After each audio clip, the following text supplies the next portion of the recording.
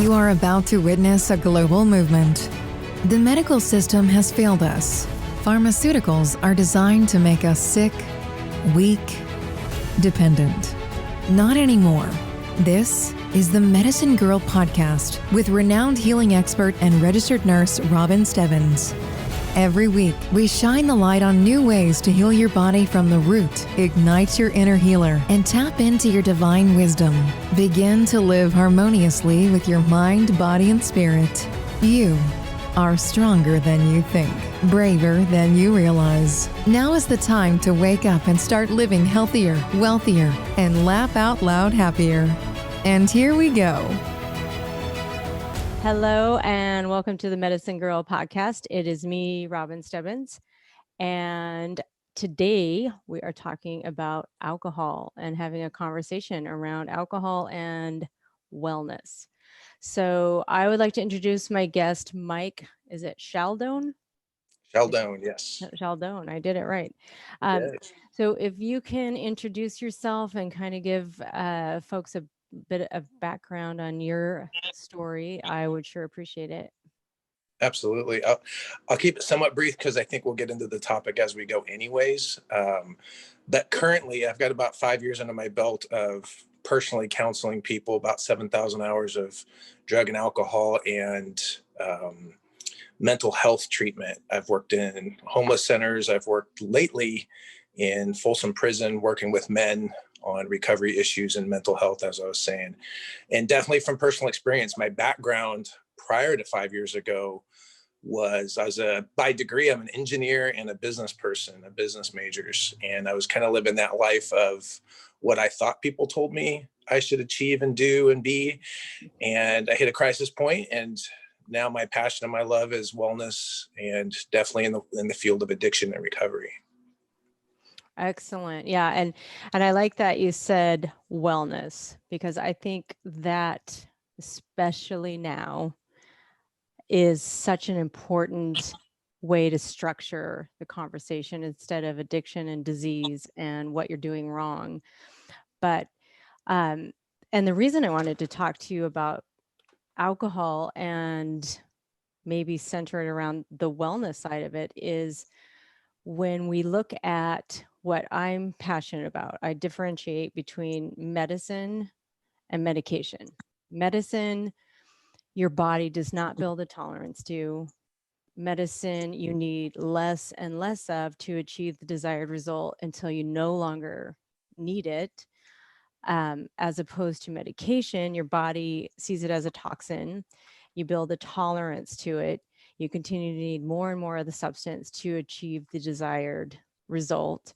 And for me, it's always been kind of my battleground is pharmaceuticals, because they fall into the list of medications and toxins. And then I kind of woke up one day and realized, like, that's really similar to what alcohol is. We have similar viewpoints with toxins on tobacco and sugar and other toxins in the body. But right now, with this whole shutdown, whatever your viewpoints, it doesn't matter. You need to have a healthy immune system. You need to be as well as possible. And I think, especially now with suicide rates going up, mental health issues, anxiety, depression going up, alcohol use has skyrocketed. So when we look at that as a toxin, I think it is a toxin to the body because it fits the description of you build a tolerance, you feel horrible the next day, your body tries to get rid of it in all sorts of different ways. But the place I want to talk about sort of came in my own journey, because I'm not someone that would even have the conversation of alcoholism. I think that's where most of us get stuck, because we're like, well, I'm not an alcoholic. I don't walk around with vodka in my water bottle and have to wake up in the middle of the night drinking. But the question then, is it serving me? And why am I drinking? It's so indoctrinated in our culture to have a glass of wine when you get home and relax. And when I started asking that question, to me, it was like, I'm not relaxing. This is not this is not benefiting me in any way. It's interrupting my sleep. I don't feel good the next day. And the more I delved into that conversation, and here's where I want to get your take on it. What is actually alcohol doing in our bodies? Can it be a medicine for some and a toxin for others? My opinion is that there's no safe level of alcohol use, and that is my opinion. I've experimented with myself, and I've got about 100 things I could say, but I want to start with a premise, something like this. There's an author, Gabor Mate, and he has a favorite quote of mine that I use, and he says, "Addiction's not the problem. Our addictions are an attempt to solve a problem." And I think that's a way to look at the wellness and what toxin is coming into your body, medication versus medicine also, because if you can look at any kind of substance going into your body and say, I'm using this to avoid dealing with a different problem, I put alcohol in that category 100% of the time. Yeah. It's generally a method to relieve. Now, if you said, is it healthy for some people? If that's the only coping skill someone has to deal with trauma or just a hard day at work, I'm not an advocate of that, to be honest with you. If that's the only coping skill, you just say, I need the drink because it does this, or this for me, whether it's pick me up, make me more social, numb my mind. In the old West days, I think about these Western movies where they've got to break an arrow out of a guy's chest, and they give him a shot of whiskey to deal with the pain. That's not a pain medication. It's just not. Right. It's not. It's a self medicating substance. So I completely advocate a different way to deal with the same problems without the alcohol use. And I can get into body chemistry at all, but that's one of my comments. Yeah, because I think, especially in this culture, American culture, mm-hmm. we just binge drink. Yes. We don't have even a ritual around it or a culture around it. We don't even know how to drink. You just see people, when they turn 18 or 21, whatever it is, right. Going out to the bar and drinking as much as you can, as fast as you can, end up throwing up and suffering the effects of that. But I like what you said about, and I think when we're talking toxins, like I believe that it is a toxin to the body. There's no safe level. There's no good level. And then we look at wellness and your vibration. And I think it is, when we're talking about things that are low vibration, I think it's a very low vibration method. So when you're the sober one at a party, or you're the one hearing all of the dialogue going on, it's shocking. It's shocking to me. Isn't it? Yeah, it's shocking. Until you witness it, until you're yes. Like, wow, how would I have? Because it's numbing, right? So when you numb yourself to the conversations and when you don't numb, you become a real witness to the rest of it. So all of a sudden you're like, wow, my blinders aren't on. I'm not numbing my own perceptions, and it can be quite absurd. And yes, society has such different messaging. I don't watch TV, but I do know advertising, and there's not too many advertising that you can see that regarding a celebration that doesn't necessarily involve alcohol. Whether it's New Year's Eve, you're going to see a bottle of champagne. If you have a successful day at work, you're going to go to happy hour and have shots. It's very customary, even, and especially for our youth, there's almost a badge of honor to being the one that can be the most intoxicated. Yeah, I lived it in college. I played rugby. I was successful at certain things, and there wasn't a day we didn't celebrate. And the person that could drink the most was kind of the hero the next day. It's a very poor way to look at yourself, but it is real for a lot of people. There's something I call the biopsychosocial model of recovery. And it doesn't have to be, when I say recovery, it doesn't mean that it is the addict that's waking up with the flask, like you said. It could be anybody using the substance to self-medicate. But we have to look at our biology. We may go into that with some science if you like. I would like to. And I really want to touch more on what you're saying, though, because I think where people shut down is we have this black and white. Either you're an alcoholic and you have a problem, or you can just drink and, go a week and detox or whatever. But when I think that's where we shut down the conversation. Well, I'm not an alcoholic, so I'm just going to continue on this course that I'm on and call it a celebration or call it a stress reliever, or I deserve this. I worked really hard today and Right. everything is driving me bananas, so I deserve my glass of wine. Mhm. And until you really tap into your higher self and Yeah. ask the question, is this serving me? And mine was a resounding no. Yep. I say the same thing about mental health, whether you want to diagnose someone with a borderline personality or schizophrenia, or just, a mundane word like anxiety or depression. My comment, and true with alcohol use as well, is it's not an on-off switch. It's not a binary decision. Either the light is on or the light is off, which a lot of people try to do in that field. They say, well, I'm not an alcoholic, therefore my light switch is off. My analogy is more, it's a dimmer switch. People suffer from depression. Everybody has some episode of depression at some point in their life. We know that emotion. It doesn't mean you swip it on and say you're a depressed person. It just means my dimmer switch moved up. So the question of alcohol use, vibrationally, it's an extremely low frequency substance to put in your body. It will bring your vibration down. Scientifically, we can talk about what happens in the liver and the brain and the process of your body. Can we just go through that now? Because that actually, when I believed the sky is blue, I believed the glass of wine relaxed me and took my stresses away. But then when I heard the biology, the physiology of what it's actually doing, that's what changed my brain. So it was like as attractive as drinking motor oil. Yeah. The biology, and I'm gonna make some general categorical statements, but there's not a system in your body that alcohol won't touch if you consume it, from your brain to your liver to literally your skin, your digestive system, circulatory system, your heart included.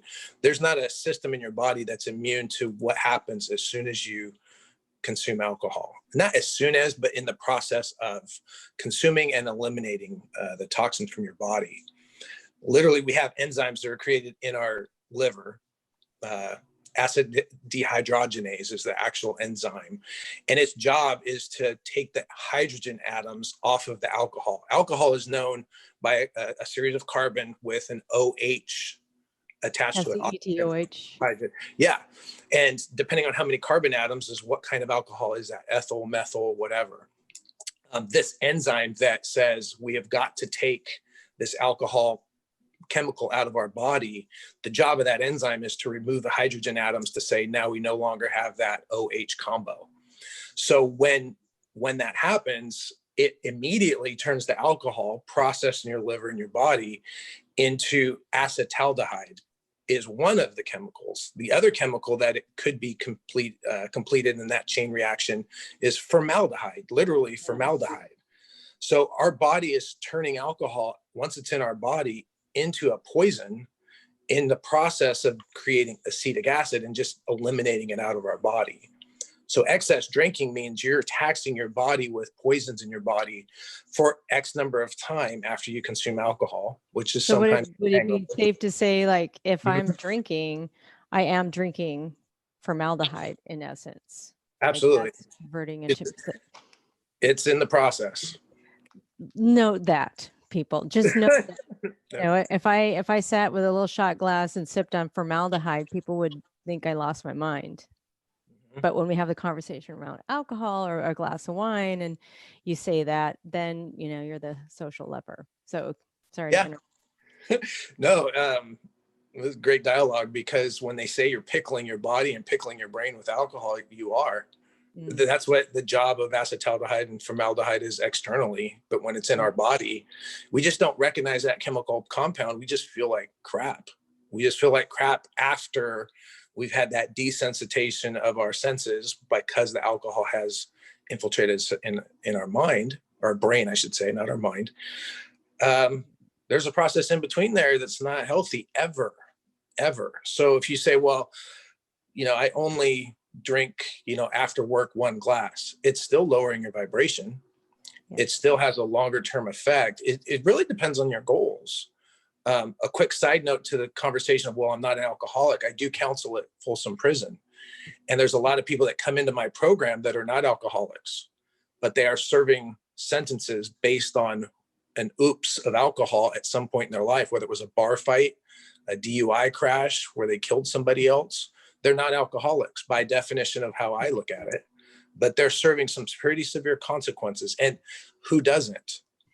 And who hasn't had those moments where after drinking, thank God, everything worked out okay? And isn't that because when you're drinking, your prefrontal cortex shuts down, sort of that higher level of functioning, the one that really can think things through and think, this is not a good idea. Whereas after a glass of wine, it's like, this is a horrible idea. Where do I sign up? Yeah, it's if you think of the sponge of your brain, alcohol starts at the external places and slowly goes in the more you drink the alcohol. One of the first is the prefrontal cortex, which is, to make it easy, it's the decision maker. At some level, it's your logic and saying, prefrontal cortex, do this or don't do that, which is why inhibitions becomes a word when we start talking about alcohol. So I'll speak for myself. When I had my issues, is I'm a very introverted person. When I drank alcohol, I could karaoke, I could dance, I could go talk to a girl at a bar. When I'm, yes, I was 20, 21. Let's just make it appropriate, I guess. But I love that about that substance. I'm like, finally, I can be the person I think I wanted to be. It's all bullshit, by the way. But that's where you first start. It takes a filter away. If you're the type of person that wouldn't do those things, but then the filter that says don't do that is removed, you do it. The same, by the way, is true for anger. When you really shouldn't yell at your child out of anger or your spouse, but when you have a few drinks and that filter says, oh, don't worry about not doing that, go ahead and express yourself in whatever way you want, anger included. Or the person we know that drinks and all of a sudden they're in the corner crying because the depression just comes up. The filter of our prefrontal cortex is removed, and we just do things we normally wouldn't. And even if you don't have a criminal repercussion or a liver problem, I'll bet most people have said something to someone they love under the influence of even one or two drinks and regretted it. And that's that low vibration. Extremely. Because you can't ever take those words back, especially to your kids. Mm-mm. And you can't explain like, oh, my prefrontal cortex was offline. I'm sorry. It's like the damage is done. And that's, again, when we're talking wellness and making decisions out of your higher self and evolving into the spiritual being that you're evolving on this dimension, that's a cutoff. And I felt it. Absolutely. If we talk about low vibration, my analogy is always a radio station, which people can really perceive easily because they witness it with their five senses, including sound and their hearing, is that they know if I change the channel and go to a different megahertz, 105.1, and I'm going to pick up a different frequency elsewhere, and I'm going to perceive that through my transducers in this radio sound from a different frequency I'm picking up. The same is true with emotions and substances and relationships as well. If we're a low vibration of anger, fear, guilt, shame, resentments, those are the emotional parts, we're going to broadcast that out and pick that up. Alcohol. That's good. That's really interesting. Because then the law of fulfilling prophecy becomes, you're like, yeah, when I broadcast here, look what happens. I get in trouble. I am shameful. I am guilty. And evidence just attracts to you, just like the radio station being broadcast from whatever station is broadcasting it. But that's a conversation. I call it the spiritual community. Mm-hmm. I think it's another dogma that you can get stuck in, another set of rules, but that's not a conversation in the spiritual community either, because when we are tapping into the multiverse and our higher self, when you're cut off from it gives you the appearance though that you might be more connected, or I hear a lot of people say, well, I'm just more myself, or it just brings out my creativity. And I think a lot of it too is a placebo effect going on, because when I started having the conversation with myself about alcohol and really started studying. Okay, I'm gonna have a glass of wine. Mhm. And what I ended up feeling was more isolated, less creative, but more just willing to do whatever, dance and, you know, listen to music, but it wasn't authentic. So that feeling of your authenticity in the moment, it feels like you are outside of the moment. And at best, it's artificial. And that's probably where I would go with that, is that if the achievement of what you would say is my authentic self or my ability to be creative, if you're dependent on anything external, they have a word for that, codependency. And so many, you wouldn't do that with another person. You wouldn't do that with it. So if the source of you achieving your goals is external, it's temporary and artificial and dependent on that artificial thing. And if it's a substance, and alcohol is the one we're talking about, but really any substance or behavior, whether it's your cell phone or internet or gambling, the moment porn is another big one too. I think that gets into that same cycle, the shame, the guilt, the anxiety, then you go back to it. Right. The goal is to achieve whatever predetermined thing we can say, whether it's the creativity, and I'll use that word because you brought it up. When we can harness that from internal, then we have a permanent thing. We have a permanent method, and that's the higher vibration.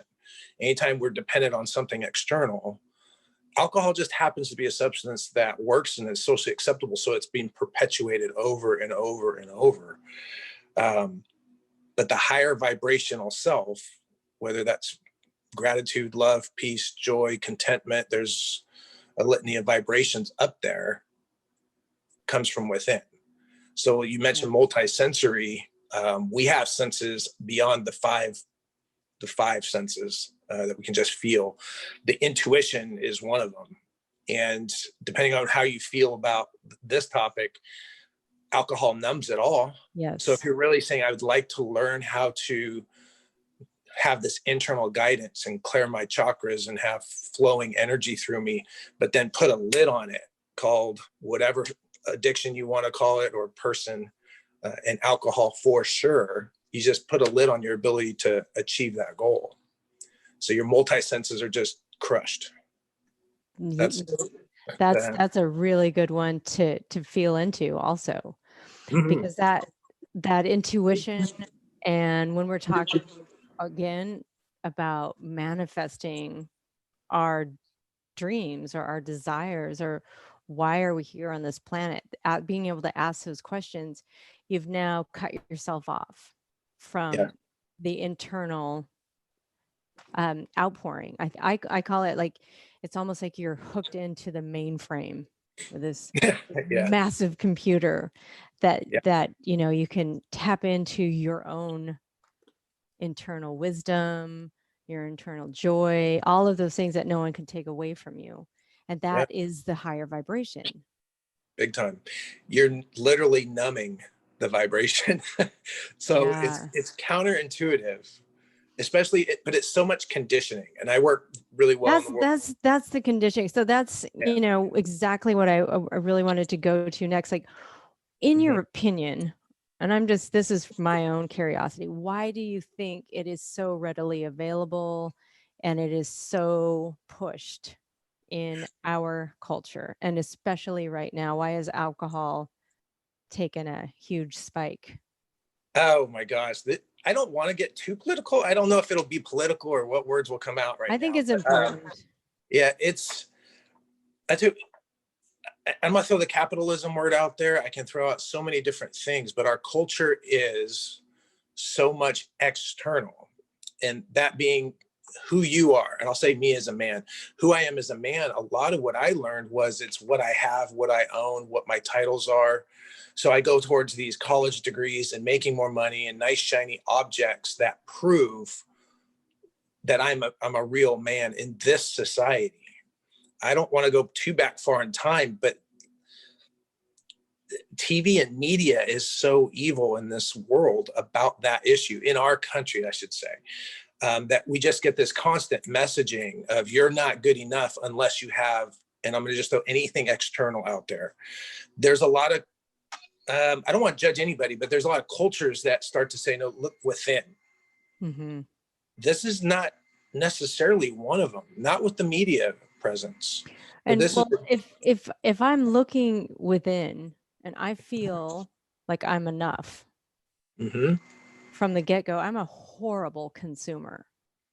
Right. And I'm not Excellent. easily manipulated. And I think, Mike, we have such good conversations because I shut my TV off about, my son's 13, almost 14, about 14 years ago.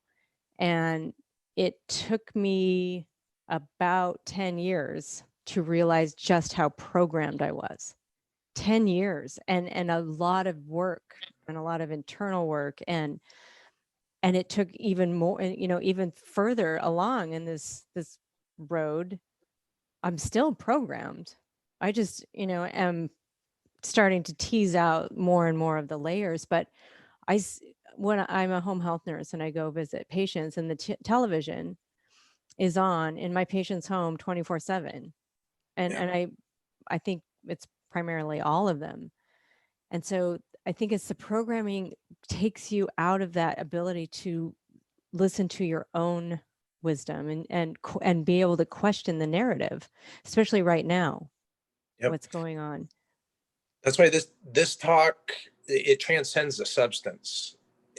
But to get to the root of that question is why alcohol or why any substance? It goes back to that false sense of self of who we are and what we need to be happy. Because the moment we say everything I need is within me, we don't need what's being sold. And when you don't need what's being sold, you're right, you're a poor consumer and you don't fit that mold and that system. It takes a lot of fortitude, but it's so gratifying to not have to depend on anything external for your sense of self-worth or validation.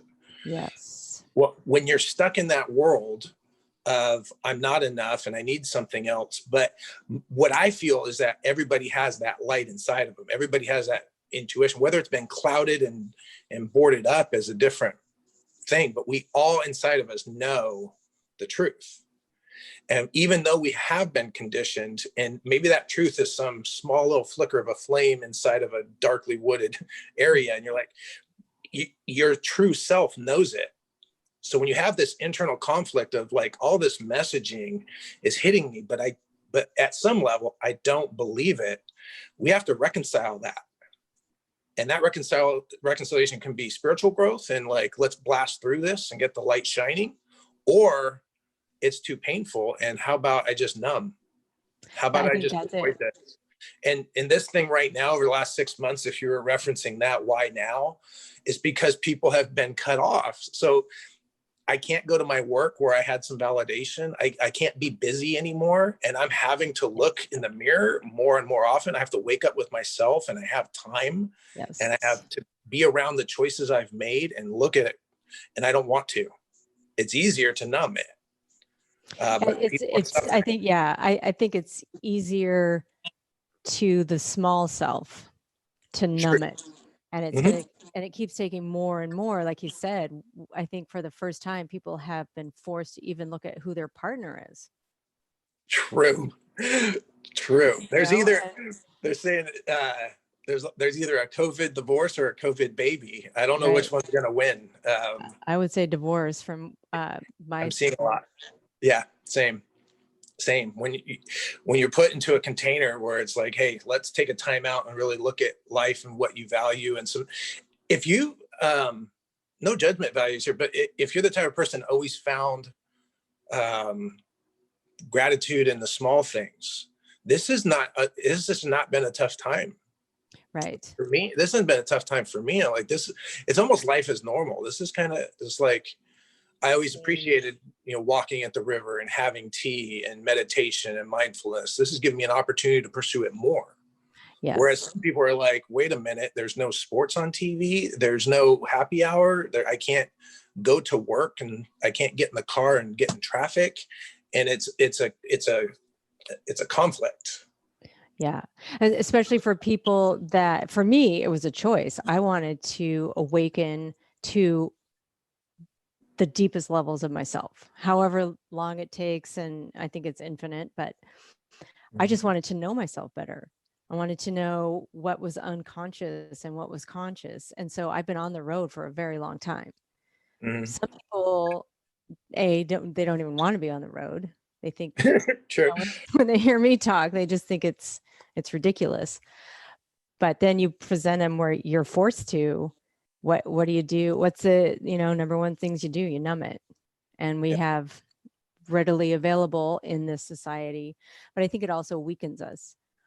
And when we're talking the low vibration, and we're readily everything that is low vibration right now is very readily available. And I always ask the question, why is porn so available and free on the internet?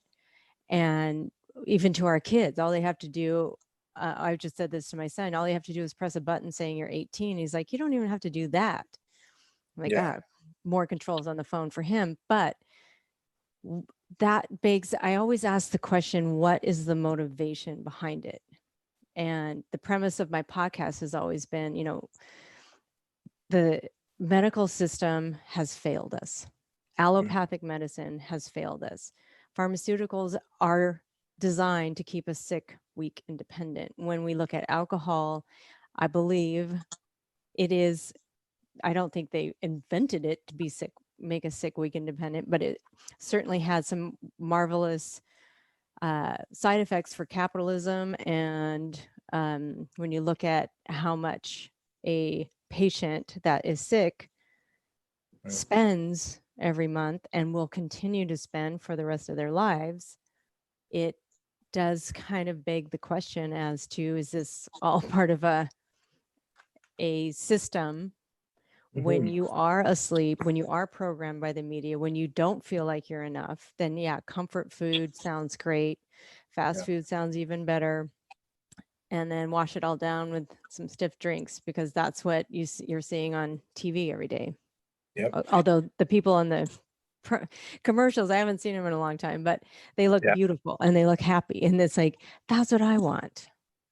That's why I had a brief reference of, I didn't want to go back too far in history, but I started in my own little brain here. I start to look at when did things really shift? And I can't put a finger on the year, but if we start talking post World War II in the 50s and the 60s, where TV really came out, and the ability to tell someone, a family or a group of people, you're not enough unless you own these things, it's driven a lot of people to say, I have to be a part of that system.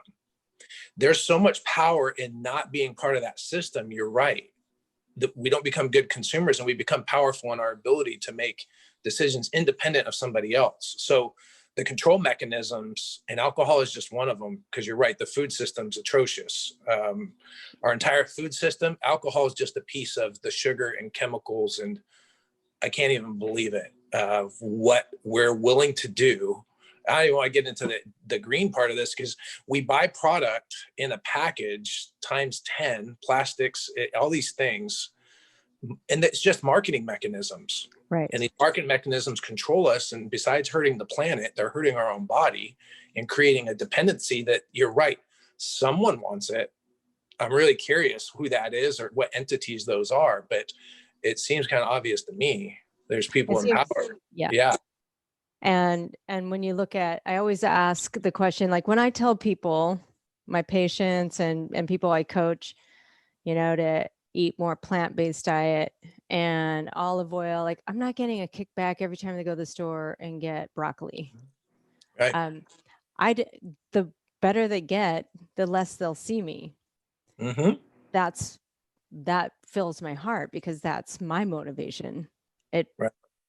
But when you have a motivation of keeping people sick and on the system, then it's you go back to almost all the big industries, tobacco, sugar, the pharmaceuticals, they are all getting a piece of the pie. Right. So I'm not enough, and I'm going to go have some drinks. It lowers my inhibitions. I'm going to go get fast food, which is just absolute poison. It can't even be legally classified as food. Yeah, totally. And then we add the glyphosates into the mix, and all, we are poisoning ourselves. But I Right. don't die. I think that's a very important piece of the puzzle. It's not going to kill me. It's just going to make me very, very sick, possibly metabolic syndrome and diabetes and heart disease. I just heard that 90% of Americans are insulin resistant. 1 out of 2 adults has a chronic disease. 1 out of 2 children now has a chronic Right. medical condition, from allergies to the foods they can't eat. They had the anaphylactic shock if they eat certain foods, to diabetes, to heart disease. They are getting sick faster and faster, but they're also very good consumers because of that. Big time. And in this mode of bigger, faster, stronger, quicker, you're right. We've gone to fast food, frozen foods that have to be chemically laden to survive. When you take time out and realize none of those external things are important, I actually could go to the farmer's market and get everything I need, not in a package, and sustain myself. That's a very powerful place to be as an individual. As a country, it would be even more powerful. And there's people that don't want that to happen, that don't want that at all. That dependency. That dependency. And so whether we're talking about alcohol or any of the other things that we can become easily addicted to, when I've posted things about wellness and how food can be medicine, it can be either poison or medicine, it's been censored. And so then then that makes me even more curious as to why these things, and why are we so scared to say that vitamin C and zinc and a healthy diet and lots of filtered water, why is that so dangerous right now? I have an analogy, and I don't know if this is exactly where you're headed to some of this, but I think it fulfills some of the answer. And it's a way to take the discussion to self-empowerment, I think. But I look at, there's some fabulous literature on it, a really wonderful author, and I kind of adapted it to this metaphor of this huge beach ball, that you're the beach ball. And that beach ball, it's pretty pliable, but it's big enough that we're going to call it the personality or the ego. And deep inside the beach ball is a smaller, say a golf ball. And that's our light, our true power. And it's in there, but it's smaller than this massive ego personality. And then in between the two is a dense basketball. So the basketball is in there, and it's not letting the light out. The golf ball's inside of there. The basketball's hiding it. I call that karma, the law of cause and effect. And our decisions have everything to do with whether that basketball is going to let the light out or not. Because that beach ball is what's being fed by the media. So if you find, and you're in the coaching business, you know this, when you find someone that's had conditioning and patterning for 30, 40, 50 years, their personality and their ego and that beach ball is who they think represents who they are. But deep in there, somehow we've got to work through the decisions of that karma and let that light out so the light can become as big as. There's entities in place that don't want that. They profit from the beach ball being the predominant person in our community. And that person in that beach ball, the ego feeding the personality, is indoctrinated in almost every piece of our culture. I love that analogy. I like the being able to physically see it. And I have seen tremendous breakthrough. So when you get simply back to, there is no one above you. I'm not above you. Your doctor's not above you. That's when you take back your personal power and you have sovereignty over your body. I don't allow anything in my body that I am not consciously choosing, which, it's a lot more difficult. And it's a constant struggle sometimes, especially with everything that is so toxic. It's almost impossible to go out to eat without having that battle, that narrative, which I think that brings me back again to kind of circling around back to the alcohol. it's the narrative that goes on in the brain, this other part of the self that convinces you to engage in the low vibration behaviors, that constant negotiating. And when I labeled it my saboteur, it was like, oh, that's just my saboteur chiming in. Then it had no more power. When it felt like a part of myself, like the beach ball, you know, then it was a item on the table for discussion. Okay, well, maybe that sounds like a good idea. Or yeah, it's time to just relax and unwind. It's Friday night. But when we get into sovereignty and the actual questions, not the narrated unconscious feeding from the media, Outstanding. but asking the question, like, this is a poison I'm putting in my body. Why? Big I time. just see where it goes. That's why I still love that quote. And it begs the question, if we were to self-reflect, if alcohol isn't the problem, alcohol is an attempt to solve a problem, and that internal dialogue of what am I numbing? Why am I doing what I do? For one, education is valid. So appreciating you putting this education out there, because if you didn't know it was poison and you didn't know it had these other effects, maybe you can claim ignorance. But once you know and you say, okay, maybe why am I putting poison in my body on purpose to numb something, to numb something? It's there. Even if it's just a small, I want to relax. No one doesn't want to relax. I think we probably all do, but we don't have to use alcohol. So we want to achieve this goal, but why the alcohol? Because it's been taught, because it's conditioned, because it's pervasive, because it's a substance and a chemical that works very quickly and effectively, but it's not permanent. And it's not. And that's it. And it's like yoga. I do one session of yoga, I'm going to be sore and I'm going to say this doesn't work, but it's the practice of it. So, you know, when I'm practicing wellness, I begin to see the benefits slowly. But when I practice this low vibration numbing, it's immediate. And so I see the results immediately. And I think someone described it as we have all of these ruminating thoughts going through our heads all day long. And if you're out of vibration or out of harmony with your life and maybe what you're meant to do and you know it, so you've just millions of thoughts struggling, and then you have a drink, it shuts those thoughts down, and maybe for only 20 minutes, but then that gets us in the loop. Yep. And it's perpetual. And then the conditioning works in reverse, right? We condition ourselves that this is the quick and easy. And it's so funny, you're putting it all together, because whether it's fast food, keyword, it's convenient and instant gratification, you know, frozen food, chemicals, all these things.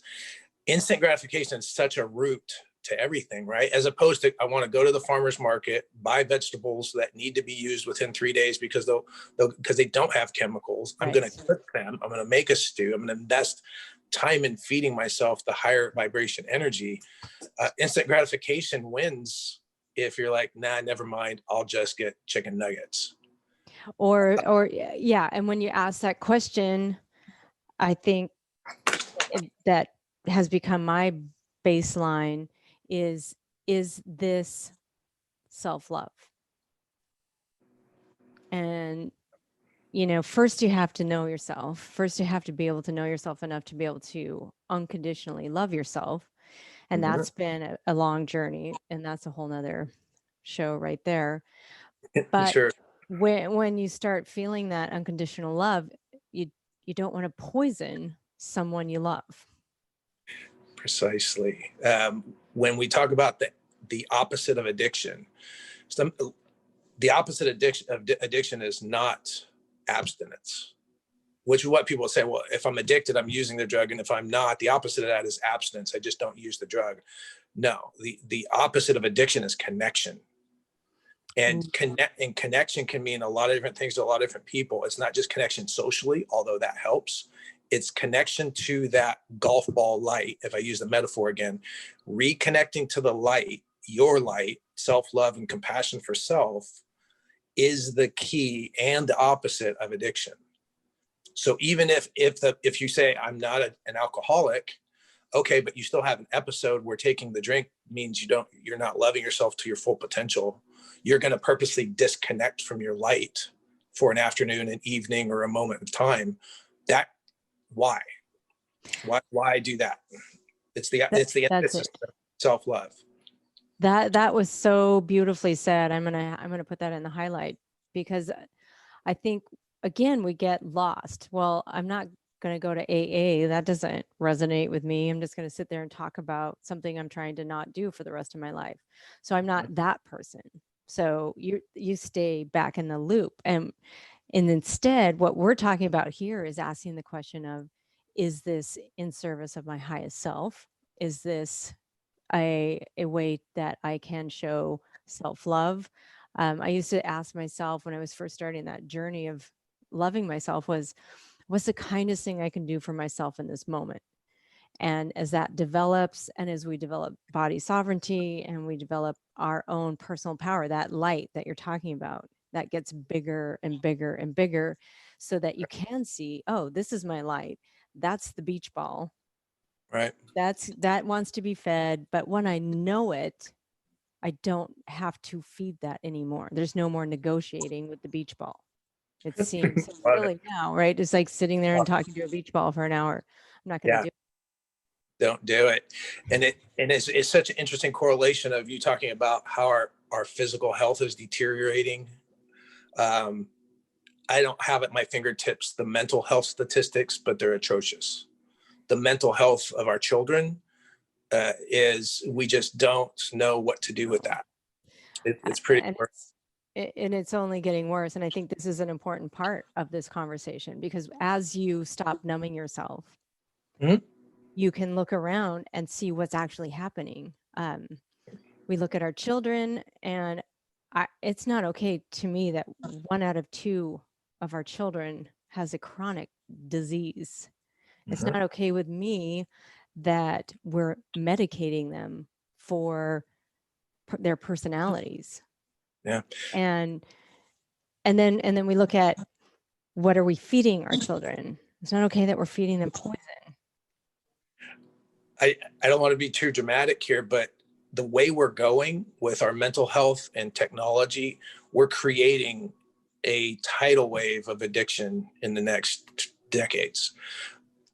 Go take your phone or technology away from your child and see what happens, and you'll know the level of dependency that they have on an external. Yes. We're preparing them to need mental health drugs and prescriptions and sugar and nicotine, and besides the hardcore drugs, they have to have their energy drinks.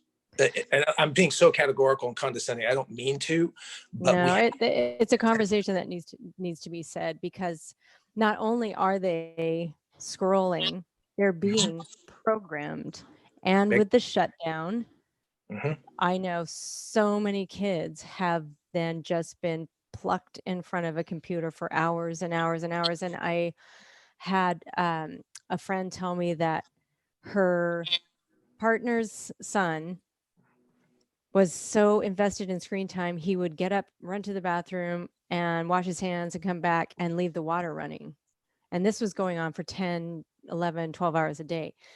Right. Let's look at the ramifications of this and the mental health aspects of it. If we're already in a crash collision course, that can only make it worse. So what's the solution? I love it.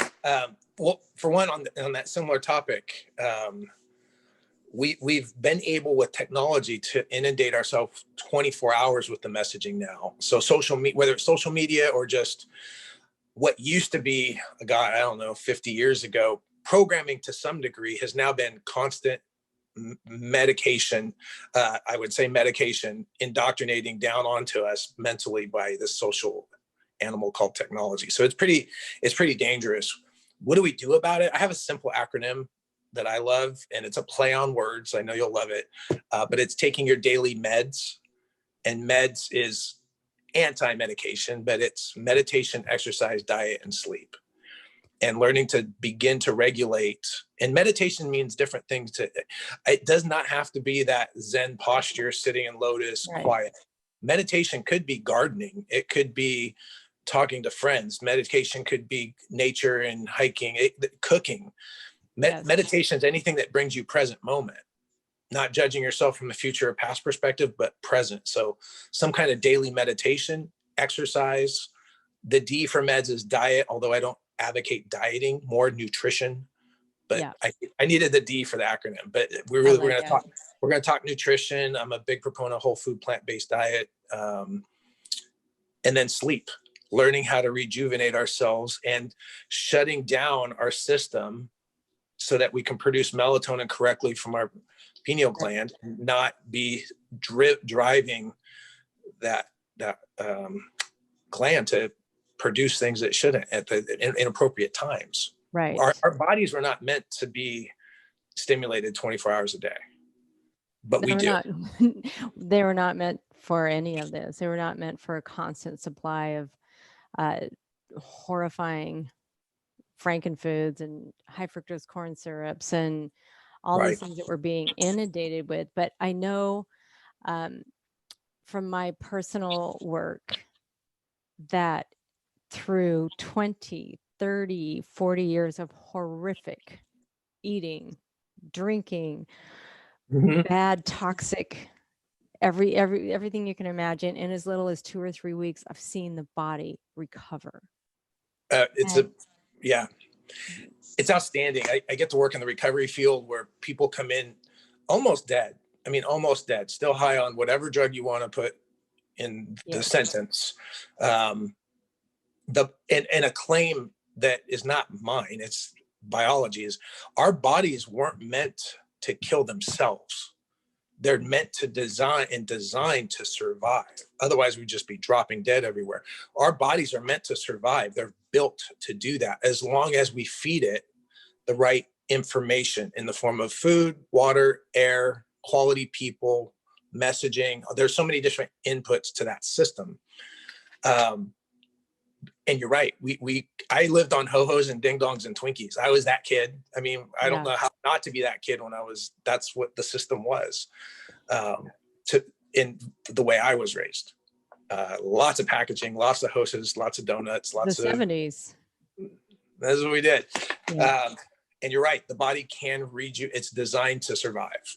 So we can change all the inputs by cutting the food system, cutting the messaging, cutting the media, and replacing it with meds, meditation, exercise, diet, sleep, so many things outside of that little model that are relevant, whether it's a yoga practice, a Tai Chi practice, hiking. And so when you get into taking your meds, and you are in your truth and your light is nice and big now, it's not being squashed by that basketball, then you know what my meditation is. Because I used to, just sit there and like, I can't do this meditation. It's ridiculous. But when I hike, I am in the present moment and I hear this like drumbeat sound in my head. My thoughts have turned off.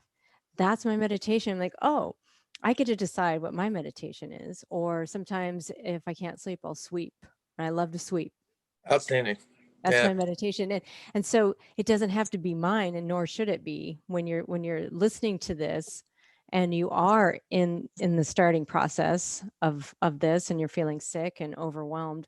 Just start those little tiny incremental changes and listen to your inner voice. That's the difference. The difference between my programmed voice, the voice of the media, versus what I know is truth. And that voice will be very, very quiet at first when we're so used to listening to the other inundations. Yep. But then that's another practice. And I think the one thing that you said that I really want to reinforce again and again is just turn off the TV, turn off the media. Yes, you can be informed, read something and make it, less than 10 minutes of your day. Stop inundating yourself with these programming messages. Significant. Yeah, that and like you said, I would encourage anybody just to be patient with themselves too. Because like you said, it starts as a whisper, but once you start to recognize it, it's overwhelmingly authentic, and it's you. But and working with a coach, because sometimes we've lost confidence, even if it was me back in the day, to know what that right messaging was. Yes. So to talk to a coach and say, hey, that's not really authentic. That's not really you. I consider this, or maybe look at this, and to learn how to use someone else's good judgment to say, okay, you know what, maybe that intuition and that whisper, I need to pay attention, or find it again and find it again and find it again, until I can become self-reliant, and boom, now I can pass that on to somebody else. And that's what we've been kind of talking about this whole time. It's not, here's another external crutch. It's a modality to help you find your power. That's it. And trust no one that's selling you fear and selling you a hierarchy. Trust someone that's like, no, our work here is to get you to tap into your authenticity and your power, and to hear your voice. Trust those people, work with those people. And speaking of which, where can people find you if they would like to have a coaching session with you? And you work with kids now too, yes? I do. I have a lot of teenagers I'm working with, and I won't make this too long, but so I do have a nonprofit, Pride Recovery and Wellness, where I'm working with school districts and a lot of anti-vaping and a lot of just drug and alcohol education, as well as mental health. My business is Phoenix Wellness. I'm going through a rebranding on that, but you can find me at Phoenix Wellness, Facebook or Instagram. And then my phone number. I don't know if you want me to put all this out there or not, but I can put it. Well, can they find your phone number on your websites? Because I'll have all the links in the show notes. Yes. Yeah. The website and the social media, I'm easy to find. Good. Yeah. And I highly recommend working with Mike. I think when you have heard your own truth and your own voice for so long, you can hear truth in other people quite quickly. And you're definitely walking the walk and speaking your truth. And I really admire that. And I am deeply grateful for you coming on today and having this conversation. I would maybe ask for a part 2, because I think it's such an important conversation. There's a few other things I wanted to touch on, but we ran out of time on alcohol and different aspects of the spirit. You betcha. I appreciate the opportunity, and you're doing such good work to get people listening to new ideas and improve the messaging. So much gratitude to you. Thank you. And that's what we're doing here. I mean, that's why I'm here on this planet, is so that others know that there's a question to be asked. Outstanding. Very good. Yes. All right. Well, thank you so much, Mike. All right. Deep gratitude. Namaste. Namaste.